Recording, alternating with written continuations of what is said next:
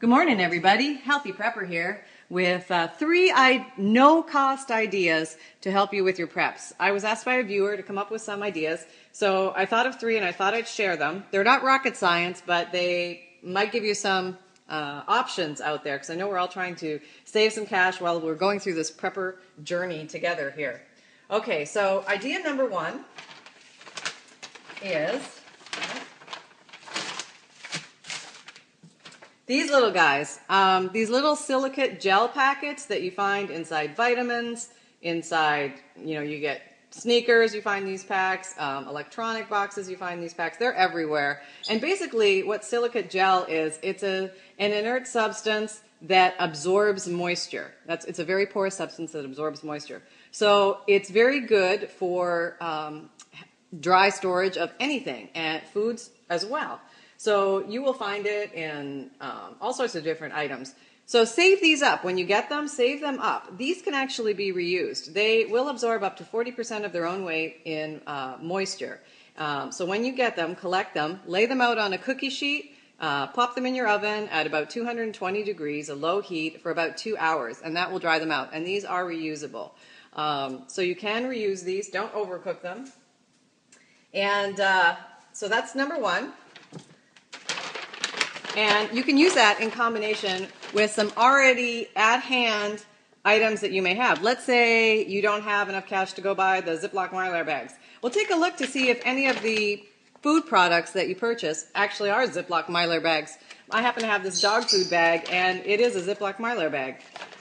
It's a very thick Mylar. It's a good quality prepping Mylar bag. What I did was I washed it out and cleaned it really well, and I let it air dry very well before I decided to use it. And let's say, for example, I'm going to be storing some of these Swiss Miss Cocos. They're already protected by their own tinfoil packaging, but it's not a Mylar, so it's not as good as I would like to have it. But putting it into an already designed Mylar bag and then popping in some of these silicate gel packets, that's going to help reduce the moisture greatly, and that's going to extend the life of the food. Now, a silicate gel packet is not the same thing as an oxygen absorber. Oxygen absorber removes oxygen. Silicate gel packet removes moisture. I don't know why we don't use the silicate gel packets in prepping more. We probably should. Something to think about.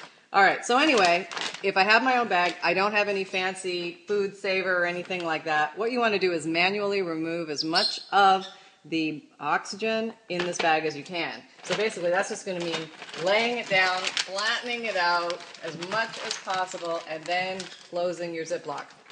Okay, so that would be that idea. So keep an eye on all food packaging products to see if they can be reused. If you do reuse food packaging products, be sure to absolutely clean them as best as you can. Use bleach or something like that to make sure that they're clean. The second thing is, take a look in your prepper's garden if you have one, or take a look in your local community to see what's growing out there. I happen to grow a rosemary bush, and I can also use this to help repel insects, as well as used for cooking. So what I do is I dry the rosemary sprigs, and I use a dehydrator, but you don't have to. You can actually sun dry or just air dry these. And actually, you can put these in a Ziploc bag with some silicate gel packets, the ones I just showed you, and that will help dry them even faster. So anyway, I took off all the little rosemary things, and I have the twigs left. Now, these twigs are still extremely fragrant with rosemary essential oil, and I can place these inside my prepping room, around the base boards, things like that, in backs of cupboards. You can put this anywhere in totes, in drawers, anywhere you're storing your prepping items. You can use rosemary twigs. You can also use eucalyptus twigs and bay leaves and things like that as well. So take a look at what you have on hand and look for other purposes for it. And just know that a lot of essential oils naturally repel insects. And so that's that's the second idea.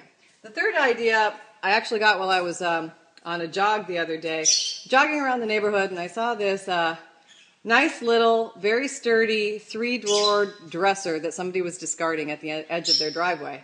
And I thought, my God, that is a perfect storage place for prepping items. And it's actually especially good for these kind of sacks because you can load them in a drawer very easily. They lay on top of each other. They're not going to fall off like they would on a shelf.